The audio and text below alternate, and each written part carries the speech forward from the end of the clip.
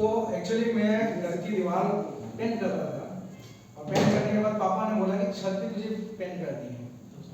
तो मैंने जब छत की पेंट करने के लिए ब्रश चलाया, सिर्फ इतना सा पार्ट किया, मुझे माइकल एंजेलो याद आया और उसी वक्त मैंने सैल्यूट किया उस आर्टिस्ट को कि जिंदगी में अगर आपको महसूस करना है कलाकार को किसी तरह उसकी जगह सोच कर बैठ कर आप सोचेंगे तो आपको मालूम हो जाएगा।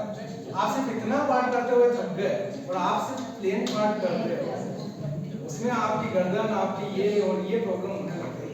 उसने तो पूरी वॉल पे पेंटिंग कर दी, पूरे सीन क्रिएट किया है।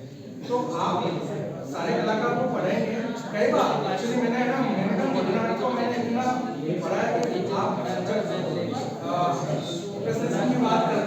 जब की बात करते हैं मोने माने आता है तो कलाकार इतना पागल हो गया कि रंगों की संगत देखने के लिए, रंगों की रंगत देखने के लिए उसकी वाइफ की डेथ हो रही है और वो इसके कलर देखा, इसके चेहरे को देखा है कि इसकी कलर की रंगत कैसे चेंज हो रही है।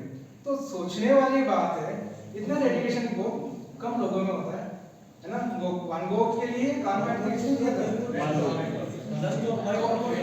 कान काटने के पीछे बहुत बड़ा कंसेप्ट है कि कई बार है ना, जब आप बच्चों को इन्वॉल्व होकर इस तरह से पढ़ाएंगे ना तो आपको उनको उस आर्ट के प्रति थोड़ी सी इंटरेस्ट क्रिएट होगी।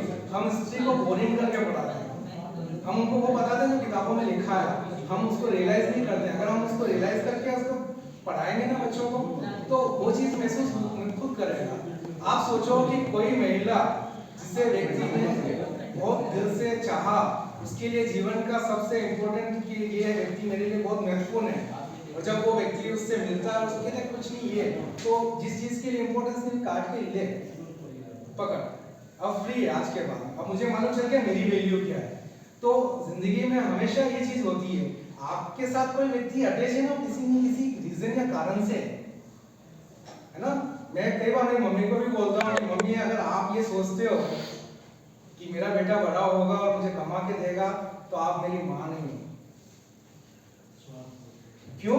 क्योंकि आप ये एक्सपेक्टेशंस कर रहे हो कमा के देगा, आपने उसमें इन्वेस्ट किया है, ये मेरी रिस्पॉन्सिबिलिटी है, ड्यूटी है, मैं आपकी सेवा करूंगा, ये सब तो ठीक है। लेकिन आप बोलो नहीं मेरे को ये चाहिए वो चाहिए, मेरा बेटा करेगा, वहां नहीं।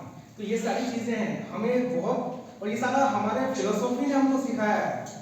ऐसा नहीं कि मैं खुद कह रहा हूँ कि ये, और साधु और सन्यासी ये सब गृहस्थ में रहकर जीवन को जीना सबसे बड़ा संन्यास है। मैं ये मानता हूँ आप अपने आप को इतना पॉजिटिवली कर लें, और मैं ये मानता हूँ यहाँ पे 42 लोग बैठे हैं, सारे टीचर्स हैं, तो इन वीडियो को ये समझाएं कि हमारी जो इंडियन आर्ट है, हमारी जो रूट्स हैं, हमारी जो ट्रेडिशंस हैं, वो बहुत रिच है।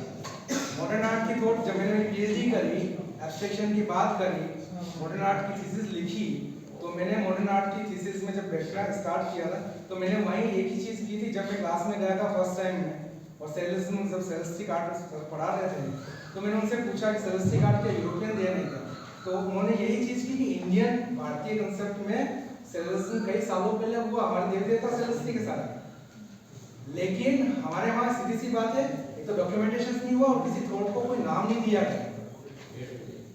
एब्स्ट्रैक्ट की बात करें, तंत्रकला हमारे यहाँ की, तंत्रकला पे बात करो आप, सारे एब्स्ट्रैक्शन है, और तंत्रकला आज की नहीं, कई सालों की, कई युगों की है, लेकिन उस चीज को बताया ही नहीं गया। आज भी आप बच्चों से बात करो एब्स्ट्रैक्ट, अच्छा कहीं कुछ भी कर लो, अच्छा आज एक ट्रेंड चल रहा है सोशल मीडिया पे, इंस्टा पे, सारी चीजें आप देखेंगे एब्स्ट्रैक्ट आर्ट के नाम पे कलर दो, वो आर्ट नहीं है, एब्स्ट्रैक्ट आर्ट नहीं है। कई बच्चे बोलते हैं सर एक आर्टिस्ट देखिए बहुत बड़ी चाइना की है, वो कलर कैनवास पे ऐसे यूज कर रही है और लास्ट में बना रही है एक्शन पेंटिंग, है ना, एक्शन पेंटिंग। तो एक्शन पेंटिंग जैक्सन पोलॉक को माइंड में अगर आप सेट करके अगर आप देखें तो जो डेडिकेशन से कैनवास के ऊपर कलर की धार उस कैनवास पे गिर रही है, उससे जो आकृति बन रही है, वो डेडिकेशन उसका वहाँ है, ना कि कैनवास के ऊपर कलर ढोलना और कुछ भी आकृति बन गई है। कई देखता हूँ मैं वीडियो सोशल मीडिया में, मैं कम से कम दिन के 2 या 3 घंटे गुजारता हूँ, इतना बिजी होने के बाद।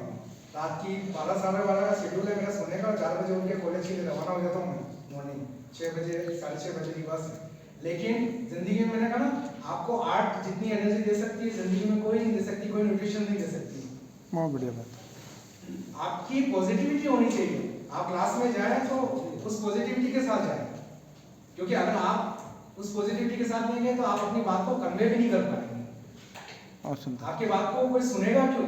बच्चे बोलते हैं हमारी बात नहीं सुनी जाती। मैंने कहा आपने अपने आप को ऐसा बनाया ही, है ना? तो ये सारी चीजें हमें डेवलप करनी पड़ेगी, तभी चीजें होगी। मैंने कहा ना प्लेन आर्ट मैंने सीख देखी, अल्टरनेट में शॉप पे गया, ये सारी चीजें लेके आया, आपको इंट्रोड्यूस किया।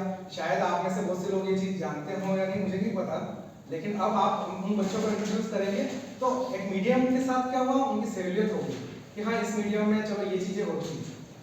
क्या आप प्लेन एचिंग के लिए आप बच्चों से तो आधे इरिटेट होकर भाग जाएंगे। अच्छा, कैनवास पेंटिंग पे भी हम अगर बात कर रहे हैं तो कैनवास पे जब मैंने कैनवास जब पढ़ा था तो ना तो मेरे पास गन थी। कैनवास का कपड़ा लेके आया था मैं मार्केट से, स्ट्रेच किया था, प्लान नहीं थी, है ना? रसोई की किचन से संडासी उससे लगे करना खुद अकेले, क्योंकि एक्चुअली कोई हेल्पर नहीं था। मोची के वहां से क्लियर लेके आया था, गिल्ली को लगाता था, स्ट्रेच करना था, स्ट्रेच करने के बाद उस पावर के साथ उस पर हथौड़ी भी मारनी थी और वो खिल्ली जाती थी, कई बार हाथ में भी लग जाती थी। तो उस पेन को फील करना, उन चीजों को महसूस करना, उस पर कोटिंग करना, धूप में 10 बार देखना कि ये सारे ग्रेन्स में कहीं नहीं आ रहा है, उसके ऊपर वापस व्हाइट कलर की कोटिंग करना। आपका कैनवास जब तक डिफरेंट नहीं हो तब तक आप उस कैनवास के साथ अटैच है। आज रेडीमेड कैनवास आ रहा है, उसमें पेंटिंग बना है, कौन से इमोशंस, कौन से अटैचमेंट है उस कैनवास के साथ। एक आदमी पहले मकान बनाता था तो कितना सोचता था, आज जाते हो प्लेट 10 बार चेंज कर लो, कोई अटैचमेंट ही नहीं है ना? तो फीलिंग कब आती है? जब अटैच होते हैं। इमोशंस कब फील करते हैं? जब अटैच होते हैं। एक कलाकार के पास सबसे बड़ी ताकत ये होती है कि उसके पास ये चीज होती है कि वो जो चीजें जिसमें जान नहीं है उसमें जान ढूंढ लेता है। एक कवि जो होता है वो भी ये होता है कि वहां चीजें ढूंढ के निकाल के लाता है जिसमें वो चीज है जो किसी ने देखी नहीं। तो वो जो अदृष्टि है उसको दृष्टि देने का काम कलाकार करता है। तो यही सारी चीजें हैं, यही सारी बातें हैं जो हमें अपने बच्चों को, आने वाली पीढ़ी को समझाना होगा। और मैंने कहा ना आर्ट को हमें डेवलप करना है तो बच्चों के साथ आपको इन्वॉल्व होना पड़ेगा। एक चीज वो बार बार बोलता हूँ कि अदर सब्जेक्ट्स में ये हिस्ट्री का टीचर गया, लिटरेचर का टीचर गया, एक बात कही 42 लोगों ने सुनी, उनके लिए एक जैसी। लेकिन एक आर्ट का टीचर आया क्लास के अंदर, मुझे आप सबसे बात करनी है ना, तो मुझे आप सबकी मेंटेलिटी रीड करनी पड़ेगी। आप कंपोजिशन अलग बना रहे हो, आप लेवल अलग बना रहे हो, तो आपके सबके साथ मुझे अलग अलग तरह से ट्रीट करना पड़ेगा। तो as a responsibility of art teacher कितनी बड़ी बात है कि आप 52 बच्चों या 51 बच्चे जो भी आपकी क्लास में हैं, उनकी उस थॉट के अकॉर्डिंग अपने आप को डेवलप करना है। किसी का लेवल इतना है तो आपको उसके उस लेवल पे जाकर उसको समझना है, किसी का लेवल बिल्कुल। और क्लास में अदर सब्जेक्ट्स में टीचर गया, लेक्चर दिया, से कोई लेना देना नहीं है कि क्या हो। तो हमारी जिम्मेदारी थोड़ी ज्यादा है। आप सबको चीजें दूं पर डेमो